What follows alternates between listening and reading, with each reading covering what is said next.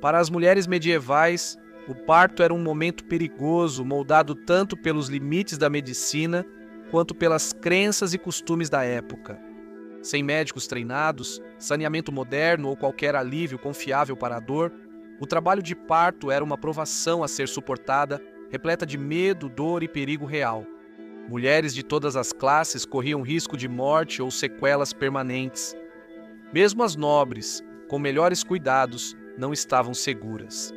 Então hoje nós vamos viajar de volta no tempo, para dar uma olhada em como o parto podia ser traumático e perigoso na Idade Média e quais medidas os medievais usavam para sobreviver a esse desafio, desde não dar à luz no verão até evitar as mãos grandes da parteira e aparentemente deixar as portas dos armários abertas.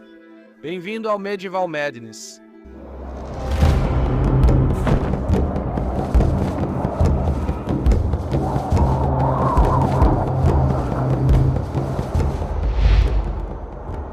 Chame a parteira. Quando as dores do parto começavam, a parteira era a primeira a ser chamada, e muitas vezes ela não chegava sozinha, mas como uma pequena força coordenada. Em áreas rurais, podia haver várias mulheres sábias para ajudar no parto, ou só uma parteira em quem todas confiavam. Para mulheres mais ricas que podiam pagar por isso, como Elisa de Middleton, que deu à luz no século XII, havia 7 parteiras. Trabalhando juntas como uma equipe, as mulheres se apertavam no pequeno quarto, iluminado por velas de sebo, arregaçavam as mangas e, com vozes baixas, encorajavam a futura mãe e a ajudavam a trazer uma nova vida ao mundo. Essas mulheres podiam ser chamadas nas mais diversas circunstâncias.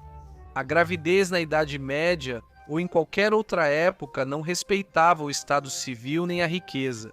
Em 1259, na vila normanda de Saint-Saëns, na França, 2 parteiras locais foram chamadas ao mundo recluso do convento para atender Nicola de Rouen. Embora fosse uma freira professada, Nicola se viu em trabalho de parto e deu à luz em segredo atrás dos muros do convento.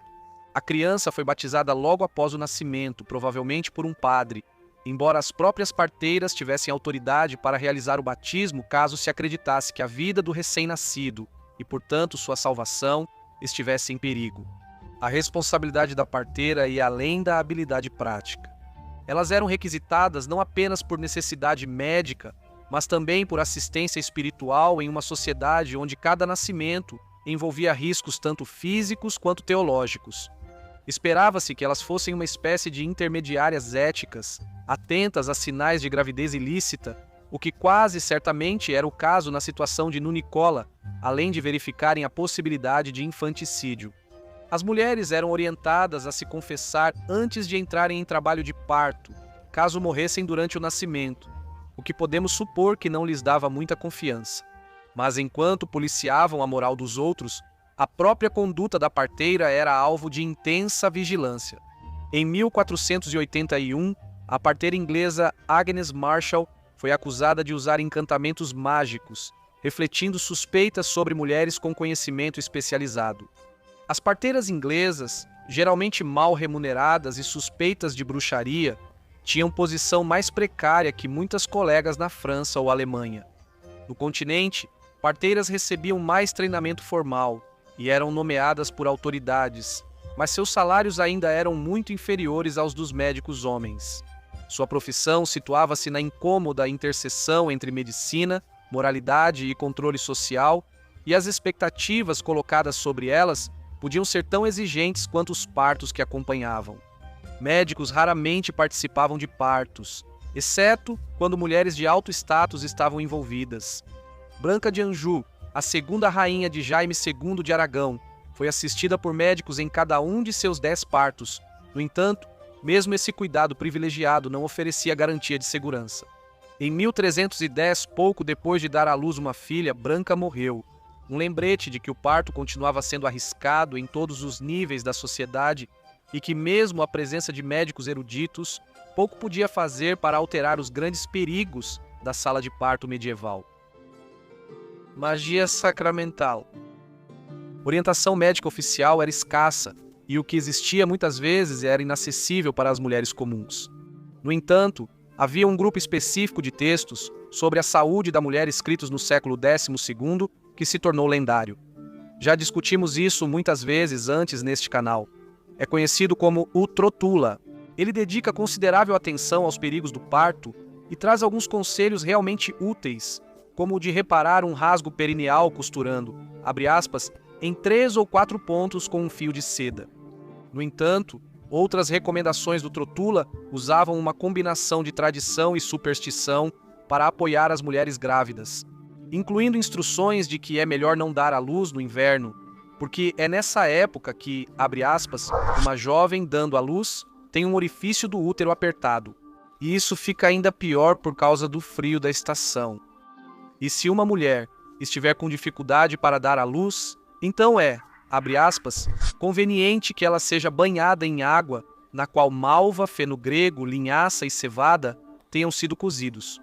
Que os lados, ventre, quadris e vagina dela sejam ungidos com óleo de violetas ou de rosas, que seja massageada vigorosamente e receba um pouco de pó de hortelã e losna para beber.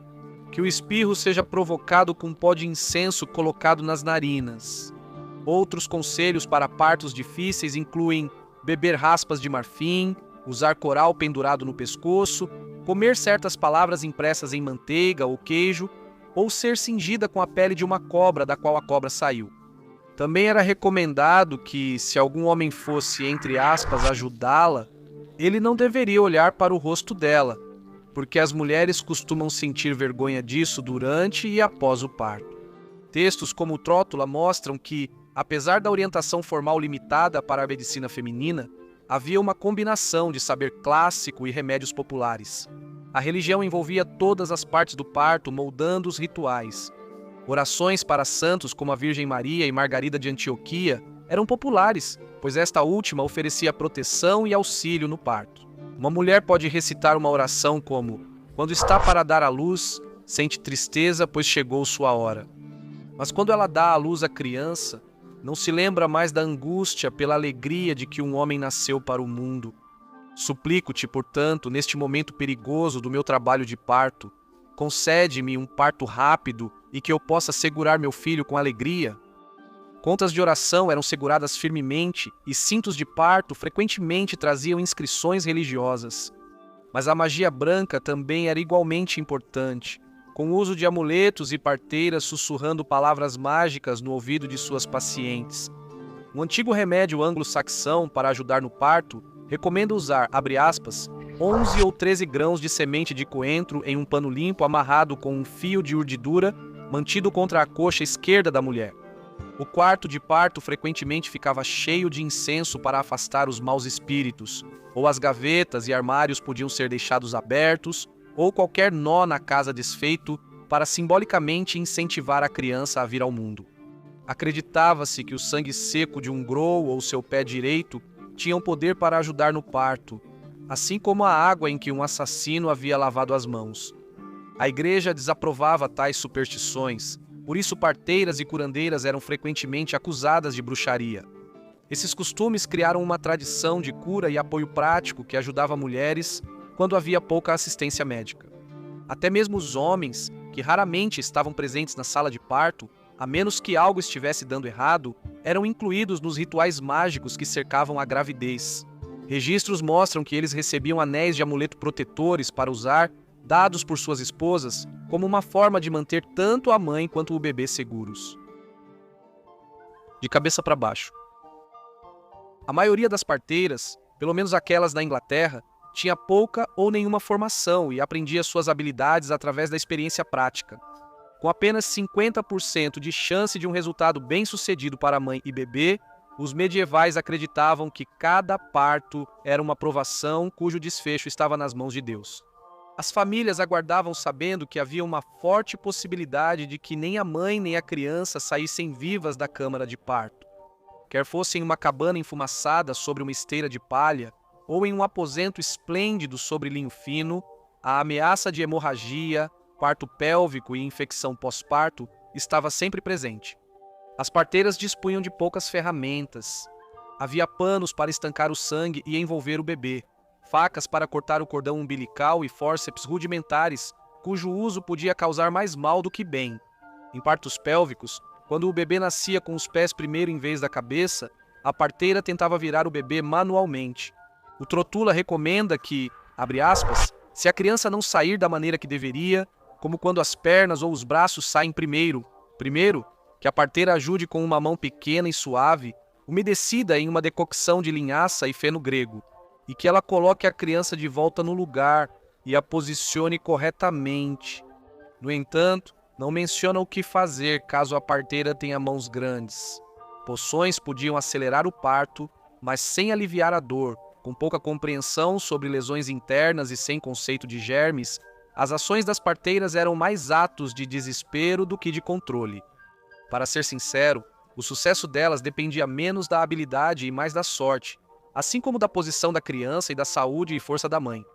Como último recurso, se a mãe morresse e a criança sobrevivesse, a parteira deveria realizar uma cesariana para retirar a criança do útero na ausência de um cirurgião. No entanto, isso não era para salvar vidas, mas sim para batizar o bebê o mais rápido possível. O trabalho desta mulher. Mesmo após um parto que parecia ter ocorrido sem problemas, o perigo nunca estava longe. O período pós-parto era repleto de ameaças. A infecção bacteriana, que muitas vezes causava febre puerperal, podia passar despercebida. Um sangramento interno lento podia drenar lentamente as forças da mãe, ou um fragmento da placenta podia ficar retido e envenenar o sangue, sendo uma das principais causas de infecção. A Trotula recomenda que, abre aspas, deve-se provocar o espirro com a boca e o nariz fechados se a placenta permanecer no útero. Uma das histórias de milagres de São Thomas Becket relata como a esposa de Herbert de Felton ficou tão mal ao liberar apenas parte da placenta do corpo que precisou da ajuda do santo para aliviar suas dores e problemas respiratórios. Infelizmente, uma mulher que sobrevivia ao trabalho de parto ainda podia falecer dias ou até semanas depois, morta por complicações que surgiam silenciosamente e passavam despercebidas até que fosse tarde demais. Mesmo se descobertas antes dos antibióticos modernos, é improvável que a mãe sobrevivesse. Nem as rainhas eram imunes. Jane Seymour, terceira esposa do monstro misógino, o rei inglês Henrique VIII morreu, 12 dias após dar à luz seu filho Eduardo VI. O parto dela foi difícil, durando 2 dias e 3 noites. Para mulheres medievais, cada parto era um risco de morte devido a febre, hemorragia e parto obstruído. Vindo da nossa era de anestesia peridural e cuidados neonatais, é difícil compreender o medo que antes cercava cada contração. As mulheres medievais recorriam a santos, amuletos e relíquias porque a fé era realmente sua única defesa. Uma mãe e uma criança sobreviventes não eram resultados esperados, mas conquistas difíceis. Recordar essa história honra as muitas mulheres que enfrentaram esses perigos para que futuras gerações nascessem com mais segurança do que elas. A resistência delas e o imenso risco que o parto ainda carrega até hoje merecem um grande reconhecimento. Obrigado por assistir a este episódio de Loucura Medieval. Se gostou, inscreva-se. Tem vídeo novo toda sexta-feira. Para quem quer mais, criamos um Patreon, onde você assiste a um vídeo extra por mês por apenas 3. Você também pode ter seu nome na tela como essas pessoas por 9 libras mensais. Sem o apoio dessas pessoas incríveis, não conseguiríamos fazer o vídeo extra mensal, então somos muito gratos. Valeu, pessoal! E até a próxima semana para mais um vídeo.